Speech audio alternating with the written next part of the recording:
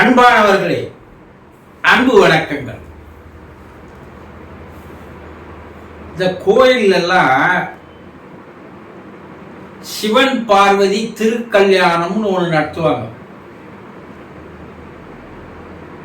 அந்த கல்யாணத்துக்கு பார்த்தா ஆயிரக்கணக்கான மக்கள் போய் உக்காந்து அதை பார்ப்பாங்க. இதனுடைய உண்மையான காரணம் என்ன? கடவுளுக்கு போய் கல்யாணம் பண்ணி வைக்கிறதா? அதுவும் யாரு? ஐயரு. அத போய் இவங்க உட்கார்ந்து வேடிக்கை பார்க்கறாங்க. ஆனா அதில் இருக்கக்கூடிய உண்மையான விஷயங்கள் என்ன? ஏன் இதை நம்முடைய முன்னோர்கள் இந்த திருக்கல்யாணங்களை நடத்தினார்கள்? யாருக்குன்னா அதை தெரிஞ்சுக்கணும் என்ற ஆர்வமோ அக்கறையோ இருந்திருக்குமானா இல்லவே இல்லை. நாங்க சிவன் பார்வதி கல்யாணத்துக்கு போயிட்டு வந்தோங்க. கைலாயத்திலேயா நடந்தது? தேவர்கள் எத்தனையோ கோடான கோடி மக்கள் சேர்ந்து கல்யாணம் பண்ணதா ஒரு கதை இருக்கு. அத இவங்க அந்தந்த கோயில்ல நடத்துறாங்க. ஆனா இதுல இருக்கக்கூடிய உண்மையான விஷயம் என்ன? அத தெரிஞ்சுக்கணுன்ற ஆர்வம் இருக்கணும் இல்லையா?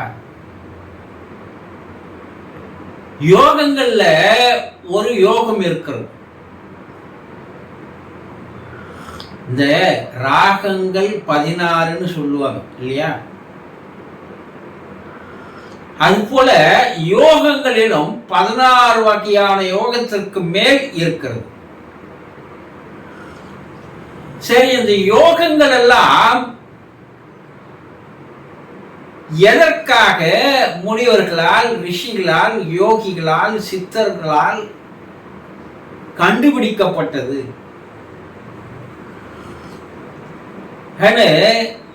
தெரிஞ்சுக்கினீங்கன்னா, இந்த சிவன் பார்வதி திருக்கல்யாணம் போகும்போது இதனுடைய உண்மையான விஷயங்கள் உங்களுக்கு தெரிய ஆரம்பிக்கும். யோகம் என்பது இணைதல், சேருதல், ஒன்றாகுதல், கலத்தல், கரைந்து போகுதல். இப்படி அதனுடைய அர்த்தம் இதுதான். இணைதல், சேருதல், ஒன்றாகுதல், கலத்தல், கரைந்து போகுதல். யாரோடு சேரணும், யாரோடு இணையணும், யாரோடு கலக்கணும், யாரோடு கரைந்து போகணும் தெரியணும்ல. மனிதனானவன் இறைவனோடு சேர வேண்டும், இணைய வேண்டும், கலக்க வேண்டும், இறைவனோடு கரைந்து போக வேண்டும். ஒரு மனித நோக்கம், மனித பிறப்பின் நோக்கம், லட்சியம், குறிக்கோள் என்னவா இருக்கும்? நல்லா சாப்பிடணும், நல்லா தூங்கணும், நல்லா சிற்றின்பங்களை அனுபவிக்கணும். இதுதான் நோக்கம் இல்லையா? இதுக்குதான் பிறந்தோன்னே பல ஜென்மங்கள் இந்த உலகத்தில் இருக்கு. அதுக்கு மேல அதுங்களுக்கு தெரியாது. ஏன்னா வைத்த வழக்கத்திலேயும் இந்த உடல் இன்பத்தை தேடுவதிலேயுமே இவர்களுடைய வாழ்க்கை கழிந்து போகிறது.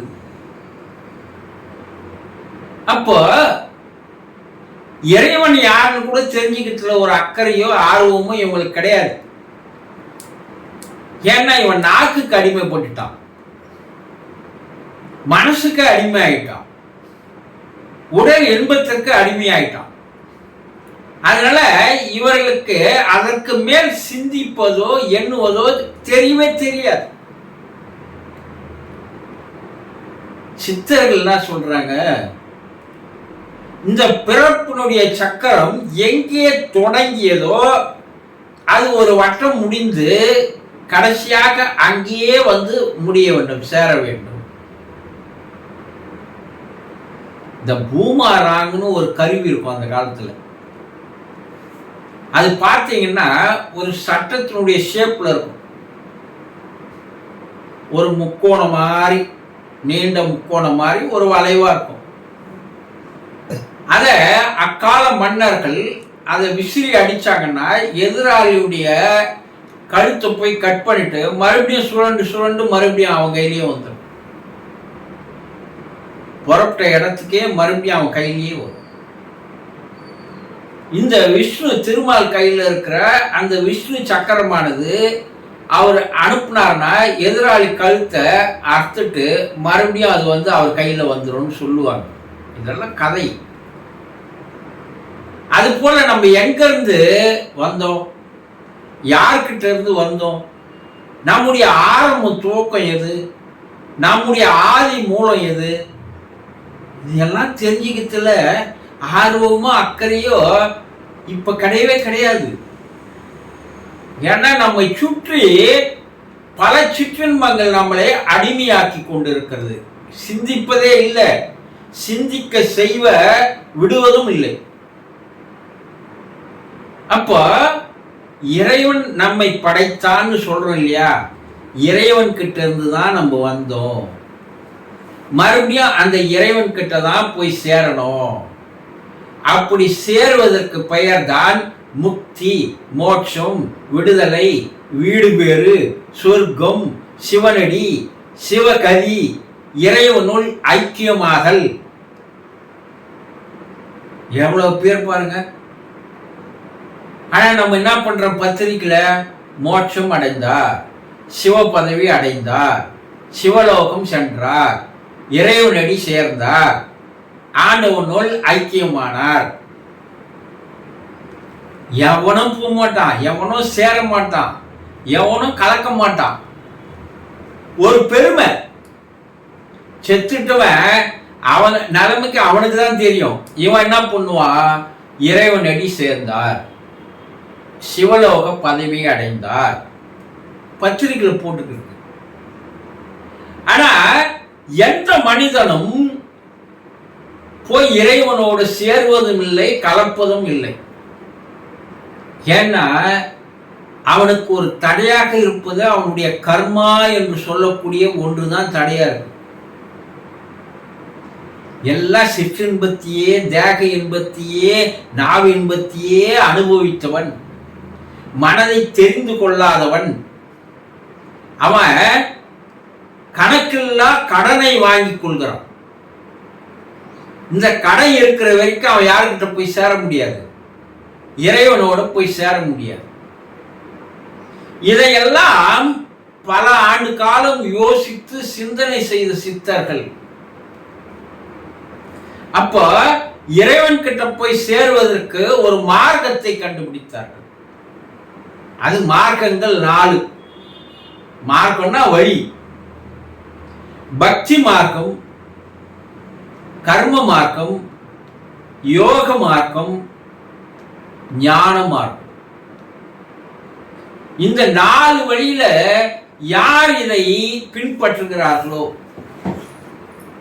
அவர்கள் இறைவனோடு போய் சேர முடியும் என்பதற்கான வழிகளை பல ஆண்டுகள் ஆராய்ச்சி செய்து கண்டுபிடித்தது.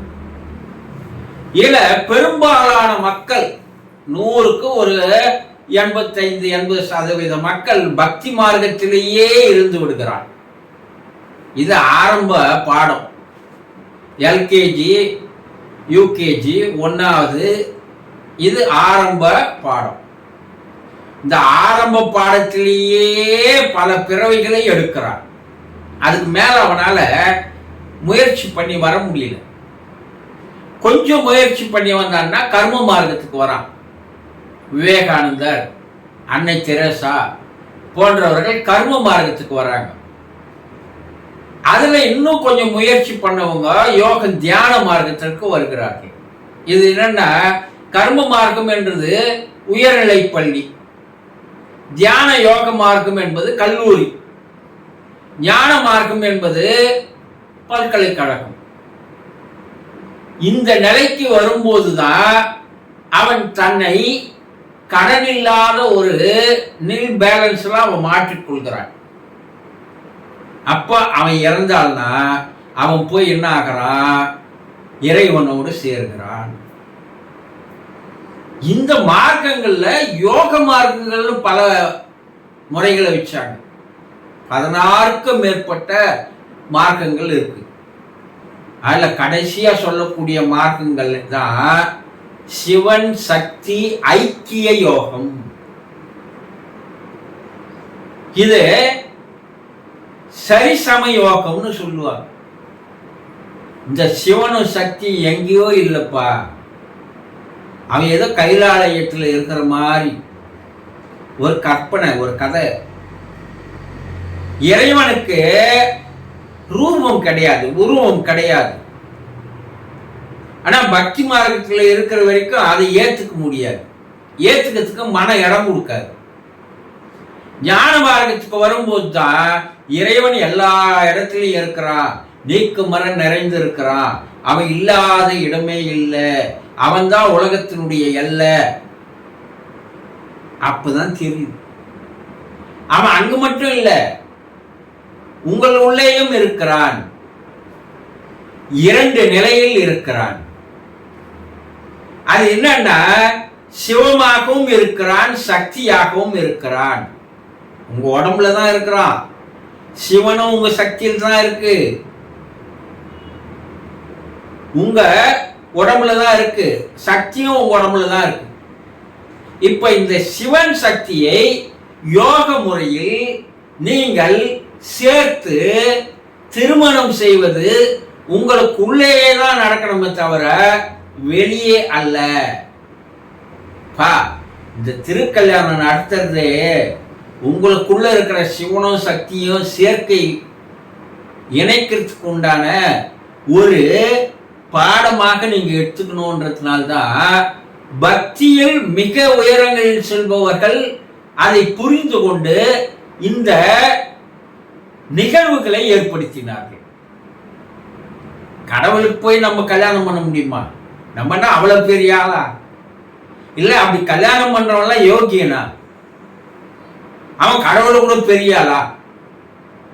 கடவுளுக்கு கல்யாணம் பண்றவங்க நீங்க கதையில பார்த்தீங்கன்னா அவர்கள் மாமுனிவர்களாக, ரிஷிகளாக, யோகிகளாக இருப்பவர்கள் தான் அது திருமணத்தை நடத்தி வைப்பதாக புராண கதைகள்ல சொல்லுவாங்க, பார்த்திருப்பீங்க நீங்க. அதாவது அந்த நிலைக்கு மேல்பட்டவர்கள், இறை நிலைக்கு மேல்பட்டவர்கள். ஆனா இன்னைக்கு சிவன் பார்வதி கல்யாணம் கோயில்ல பண்ணி வைக்கிறவெல்லாம் அந்த நிலையில் இருக்கிறானா என்பதை சிந்தித்து பாருங்கள். துளி கூட அதுக்கு அருகதை இல்லாதவன்.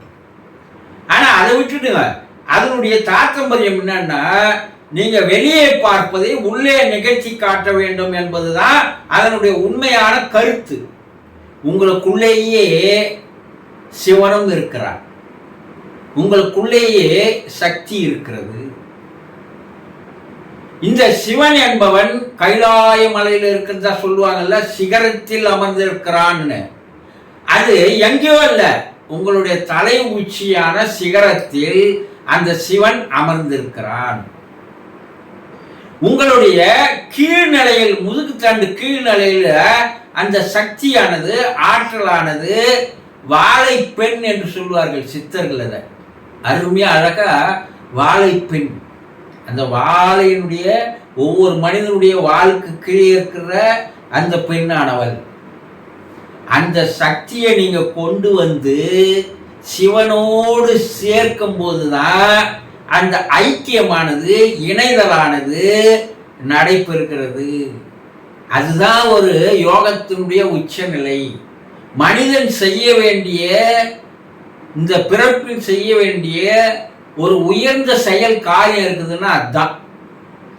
இதையெல்லாம் மறைக்கப்பட்டது. இதெல்லாம் மறைக்கப்பட்டதற்கு காரணம் என்னன்னா, கீழ்நிலையில் இருக்கின்ற பக்தி மார்க்கம் என்று சொல்லக்கூடிய அந்த நிலையில் பலர் தன்னுடைய பிழைப்பை நடத்துகிறார்கள். அதனால் அது மறைக்கப்பட்டது. ஆக சிவன் சக்தி சேர்க்கை என்பது உங்க உடம்புல பாசிட்டிவ் அண்ட் நெகட்டிவ் இருக்கு. இந்த பாசிட்டிவ் நெகட்டிவ் சேர்த்தீங்கன்னா என்ன ஆகும்? ஒரு வெளிச்சம் கிடைக்கும் இல்லையா கரண்ட்ல. அது போல உங்க உடம்புல இதை ரெண்டுத்தையும் சேர்த்தீங்கன்னா உங்களுக்கு ஒரு பேர் அமைதி, பேர் ஒளி ஏற்படும். அப்ப இறை நிலையான இறை ஒளியானதோடு நீங்கள் கலக்கும் போது அந்த நிலையில்தான் உங்களுடைய மோட்சம், விடுதலை, வீடு பேறு, சொர்க்கம் எல்லாம் கிடைக்கும் என்பதை புரிந்து கொள்ளுங்கள். சந்தோஷம்.